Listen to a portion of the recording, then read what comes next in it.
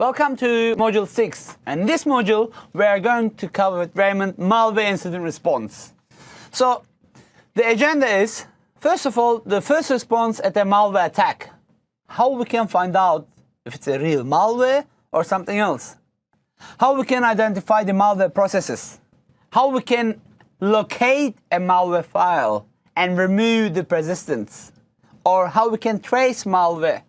And what tools we can use to that. Of course, we know that you don't want to spend much money, and we guess you don't have lots of budget for that as well. So probably we're going to recommend you some tools that you can just download on the fly and use for free.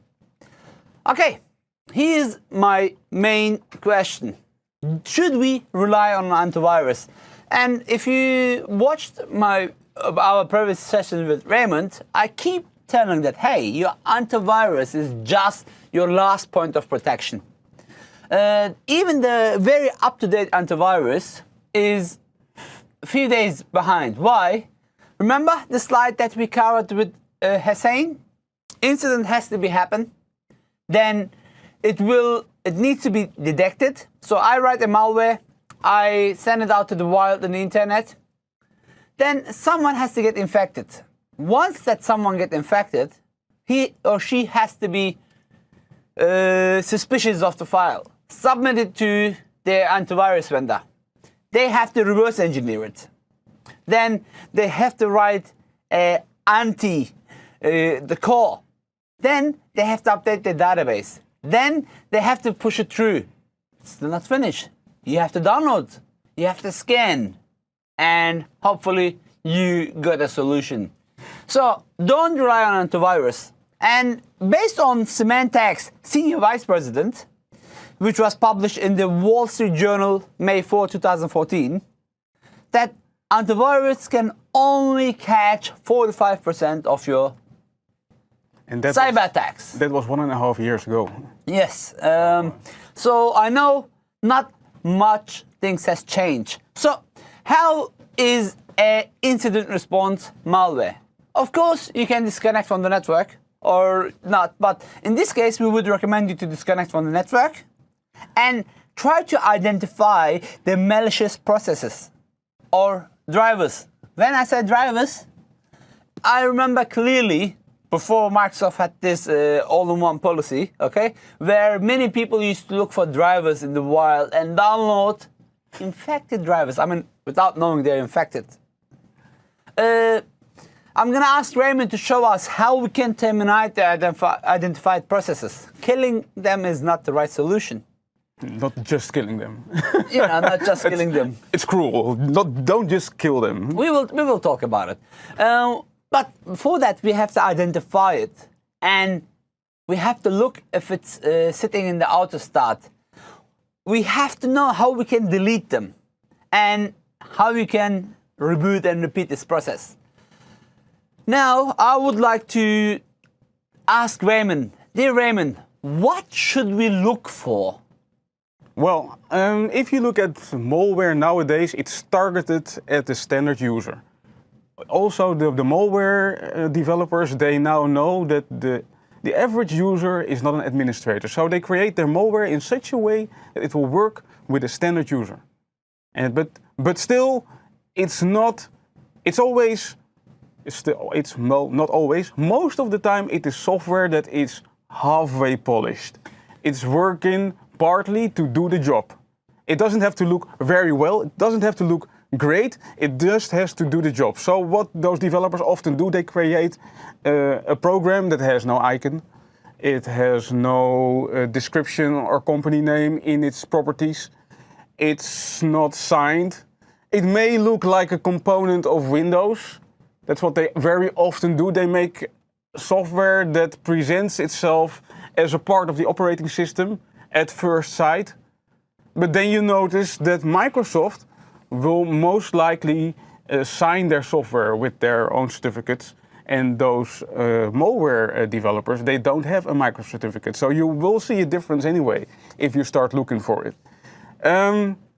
They will put their software somewhere where it's likely not to be found. So usually it's somewhere in the Windows directory where you still don't know what's in there. So if they put something extra in there and they make their name sound official, it may look like a Windows component and you will not be suspicious about the fact that that file is there.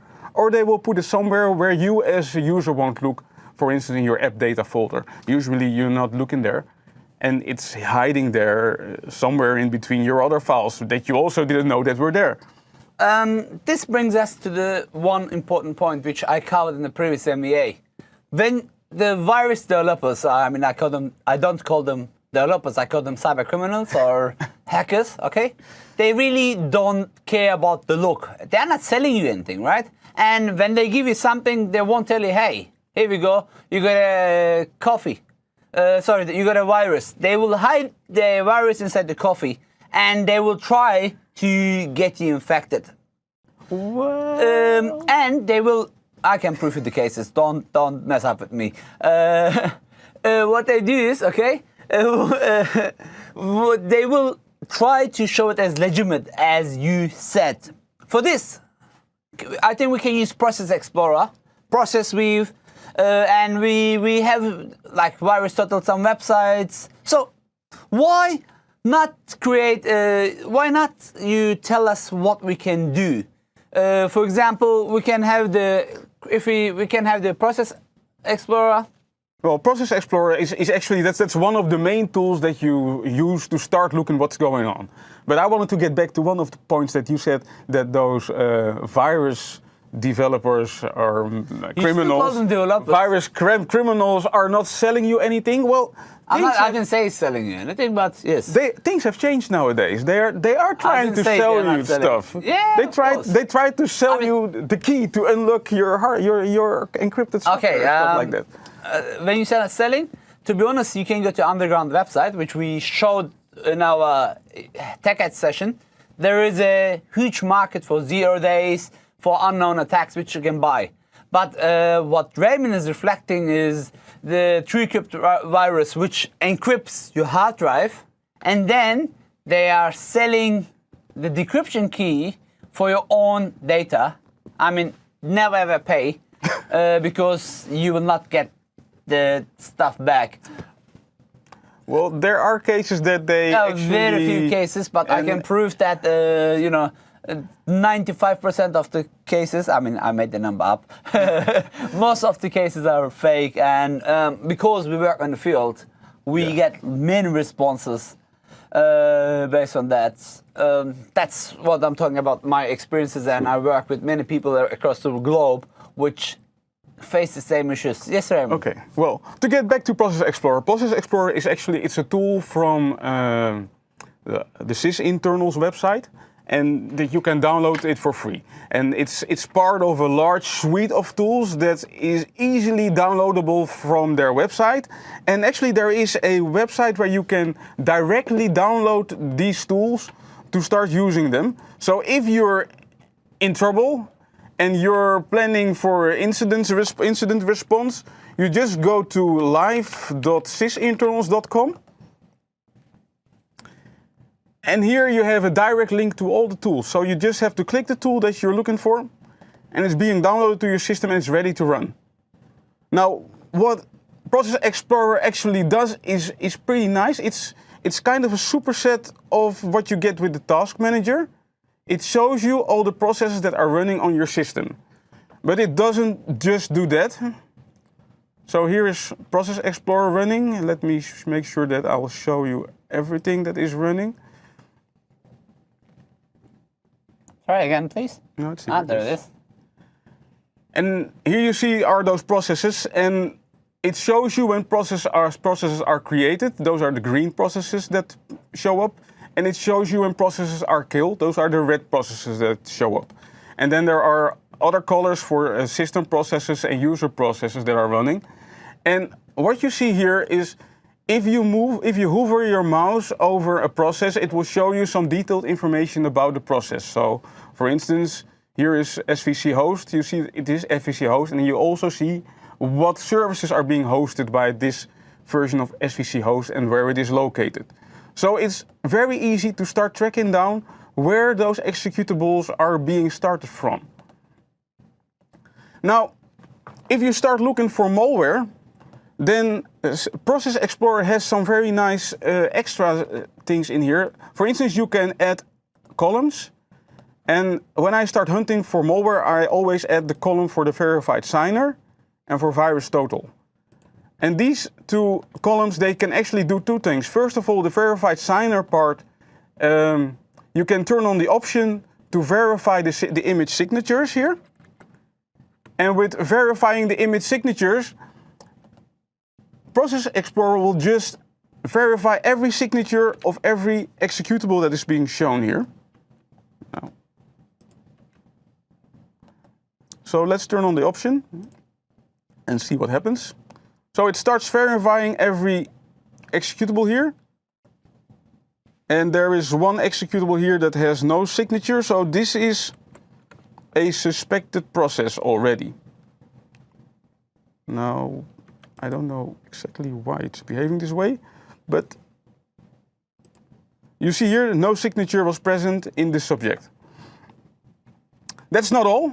It also has an integration with VirusTotal, and VirusTotal is a web service, antivirus as a service, as Mark Krzyzewicz called it. And what it does for a Process Explorer is that Process Explorer will check each and every executable here with the Process Explorer service. So you see hashes are being submitted here to VirusTotal, and what you get back is the VirusTotal score. So what you see here is that most items here get a score of 0, and there are two executables here that get a non-zero score. And if you click this non-zero score, you will get the information from VirusTotal what's actually happening here with this. Now this is the open software update with data, which has four mentions in it, and it shouldn't be very well. And then there is the other one that has one mention, so that might be a false positive, as there is only one of 55 virus scanners that says this is malicious, and it's Youngmin, and it says it's a Trojan, which is quite recently updated. So, but it's not sure. But most people think this is a malicious code, and some people don't think it's malicious. So, VirusTotal will help you to identify these processes being probably malicious and to find out what's going on. So, we need more proof if this is really malicious. Now, if I look here, you already see that stuff is happening here. You see that this nckfs.exe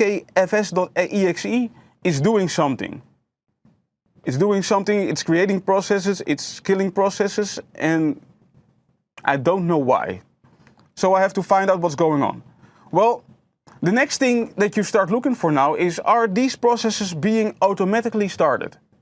And if you want to know if a program is automatically started, well, there is a couple of tools you can use to find out if Windows is automatically starting things. Can we get back to the slide deck?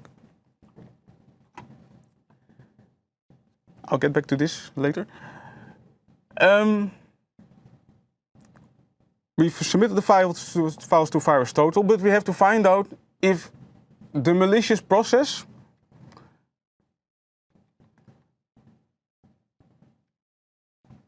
is actually being started there for a reason. So usually you can use msconfig, but msconfig has a limited number of locations in Windows that you can search for automatically starting files.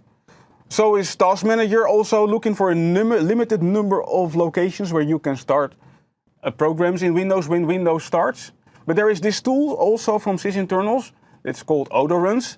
And this is a tool where Mark Krzyzewicz is actually locate every location in Windows where you can automatically start a process with Windows. So autoruns will probably tell you more. And if I move to my system and start looking into autoruns,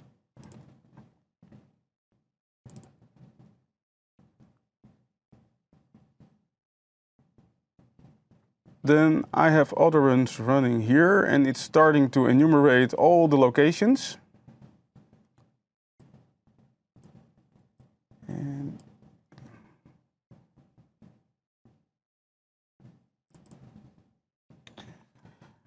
So what you can do here, you can also add virus total here into the equation, but you can start filtering your stuff here. So you can hide all the Microsoft entries in here.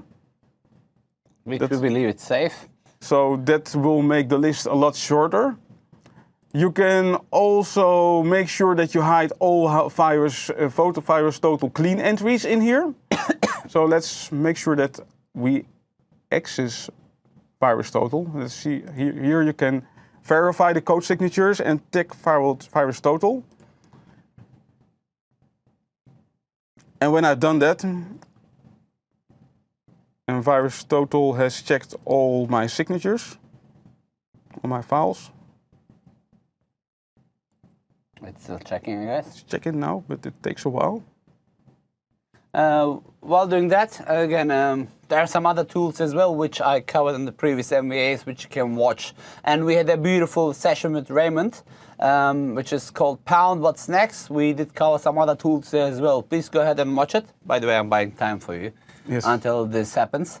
So it's really important to understand how a malware behaves. And if you're not like me, have friends, like I would like to thank here for Emre Tunastepe, who works for Zemana, who he usually keeps me up to date with the latest APTs and this stuff. It's really good if you don't have friends like him, he will keep you up to date with what's going on. It's really important to use the tools which will help you to make your life easier. Because once you get infected with a virus or malware, your antivirus, first of all, it's your fault. Why? Because you double click and enable this, and most of the time your antivirus will warn you, but not too many people will read the warnings. Once you install it, your antivirus can be out of protection because the virus is smart enough to block it, where you need to use these tools for Marcus Knowledge, as Raymond is showing you, to be able to fight against malware. I think your slide is, your demo is ready. Yep, Raymond.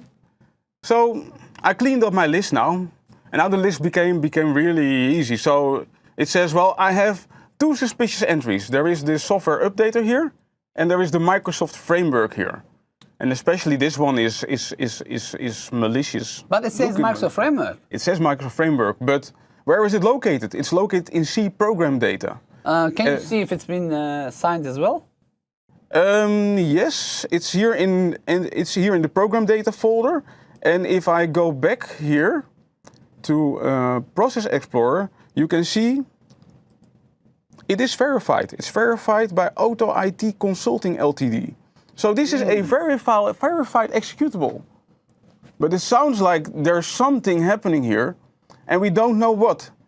And let's see if something is really happening. I can just say, well, I don't want this to auto start and remove it here. So it's gone. But let's refresh and see what happens. Let's refresh.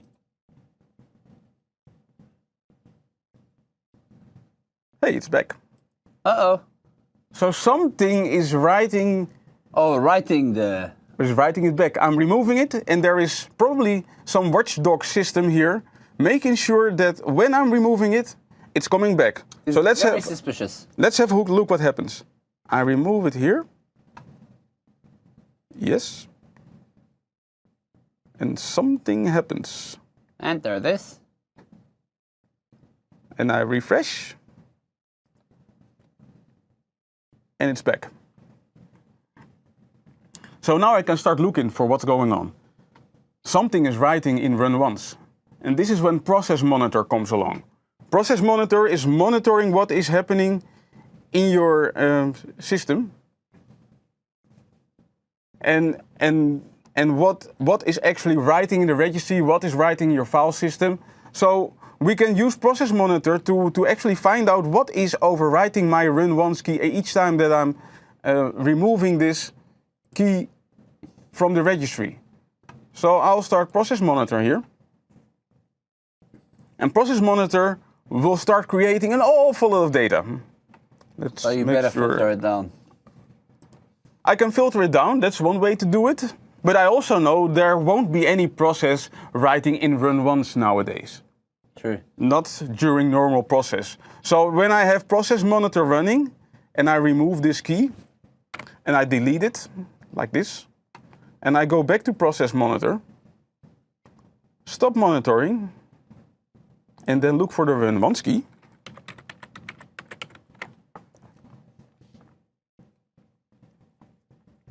I hope I will find something, and here it is. There is wscript.exe that is creating a key in run once. So what's wscript doing there? I don't know. You tell me. Well, I can find out by using a tool here which says process tree. So what process tree is doing, it's creating a process tree just like what you see in Process Explorer that actually shows all the processes that are running. And you see here, it jumps automatically to wscript.exe that I had selected already. So which is chained and works so together. Yep. It's actually a child process of the nckfs.exe that is creating the run-once.exe. So what I can do now, I can make sure that it doesn't reappear and it doesn't recreate the run-once key. And I can do that easily by just doing it like this. I can kill the process, but the chances are big that something is keeping an eye on this process and recreate it. So the better way to stop this from being recreated is by suspending the process. I'm putting the process asleep. And when putting the process asleep, I can try to delete the key. Let's see if it's still here. It is here now. I can delete it. And then see if it reappears. Refresh. And now it's gone. It's gone and it's not coming back. And now I know that the run once key is gone. I can actually kill the process. And I'm almost sure that it won't come back. I will be only sure that it doesn't come back if I have rebooted the system to ensure that it's not coming back. And of course, the most secure way is now by deleting the files that belong to this infection to ensure that it's not coming back. Let's go back to the slides.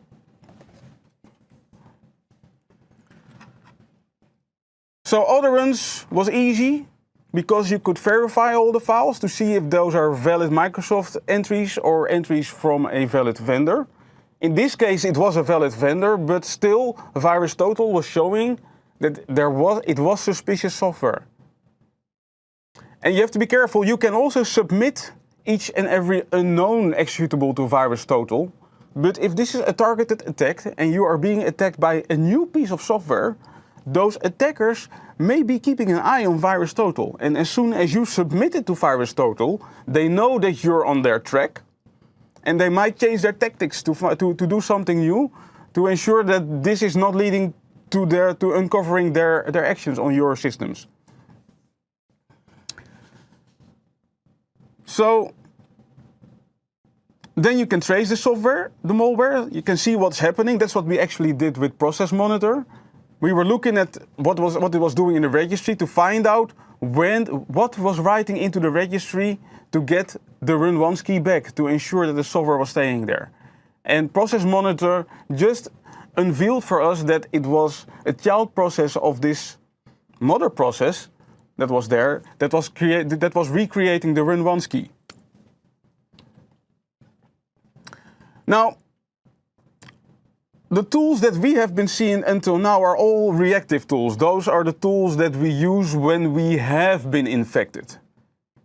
If we want to know stuff after the infection, what happened before the infection, it's good to have something in place that will keep an eye on your system. Well, and Sysmon, which is also available on the Sysinternals website, is such a tool. It's actually a kind of an auditing tool, and it keeps track of each and every executable and driver that is being started on your system. So when something has happened, you can use the event log to find out what has really happened on your system, where things have gone wrong, so that you can trace back the actions that have led to the infection. I have Sysmon running on one of my systems. Let's go back to my other system. Ooh. What's the password? And what it does, well, actually, let's just show you Sysmon. It's currently installed.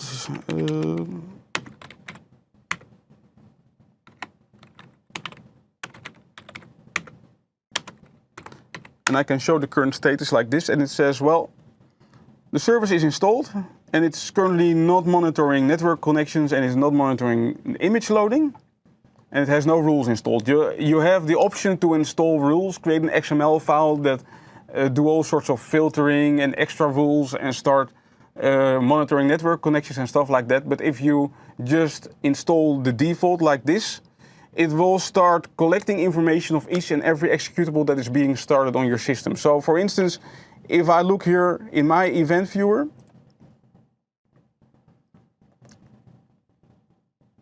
there is a log created by Sysmon, and it's here in applications and services logs.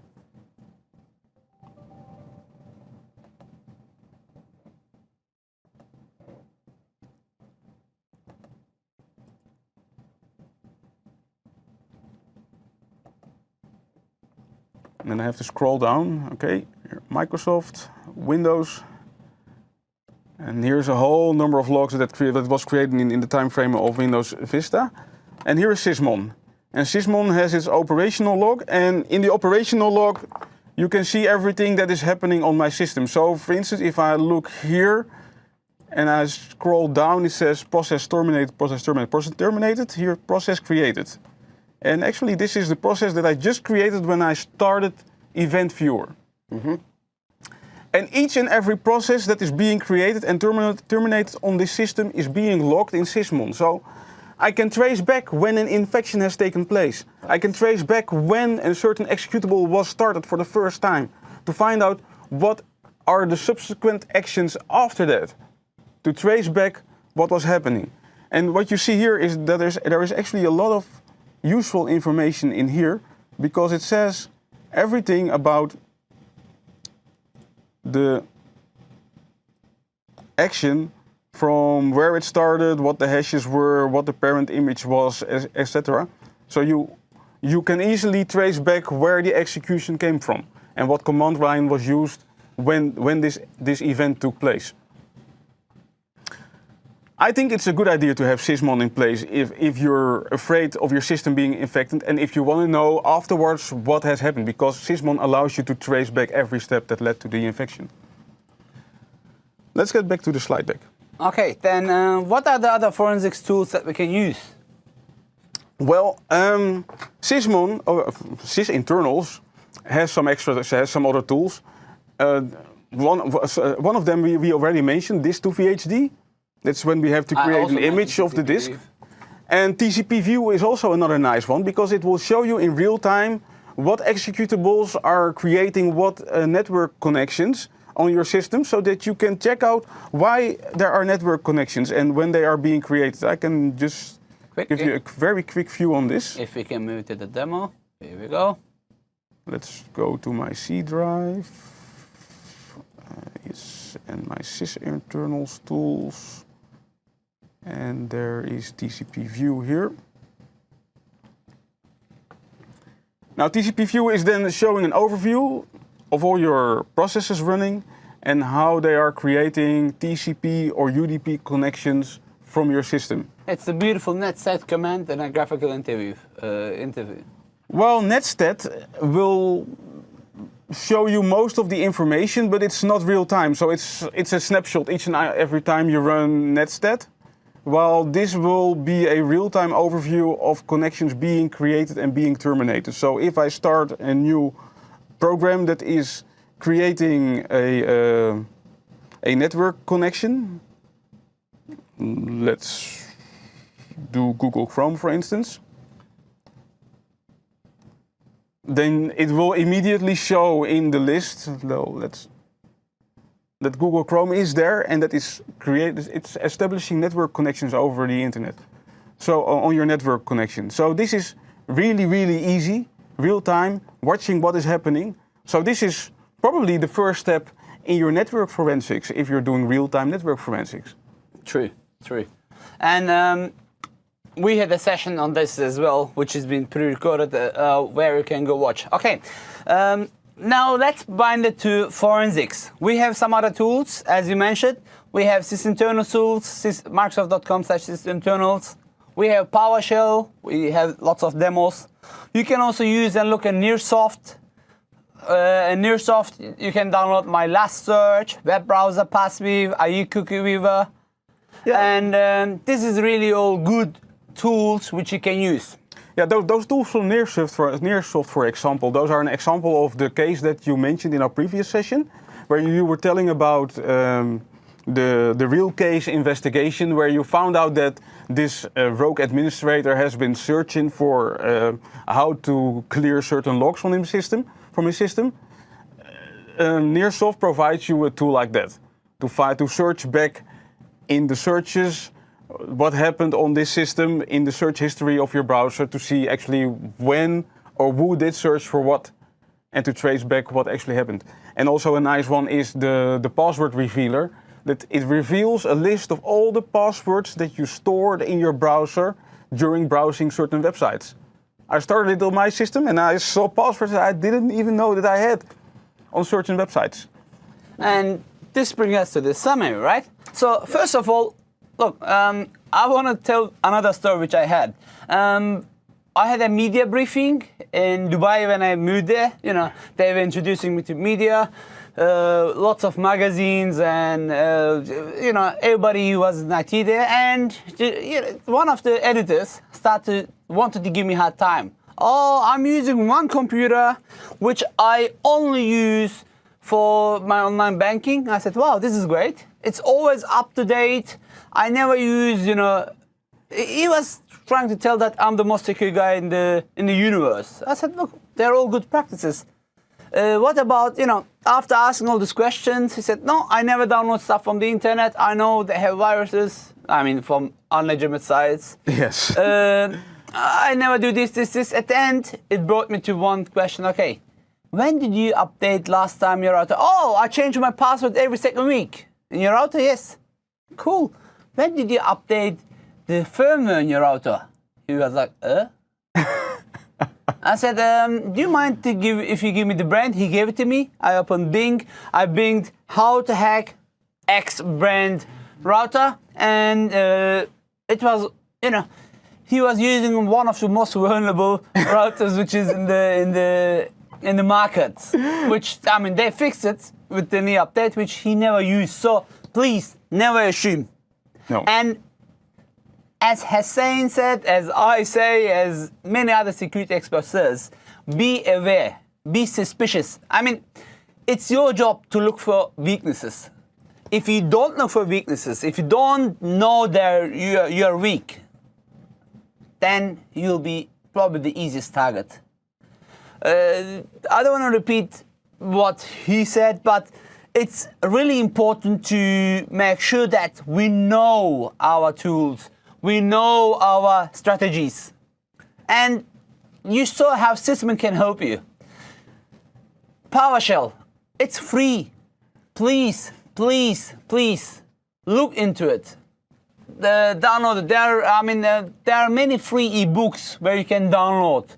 I mean, when I say free, I'm not asking you to go to an illegal website and download them, okay?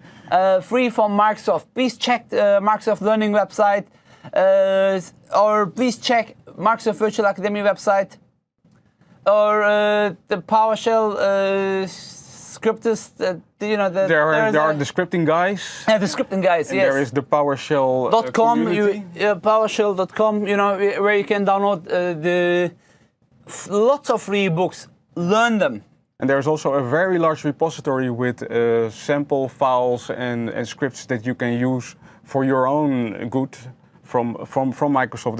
There's a really big repository, and it's filled by enthusiasts who create their stuff, who fix their problems, and then publish it on the internet for you to use all their experiences and make sure that you have an easy time fixing your stuff. As I said in the beginning, the security landscape has changed.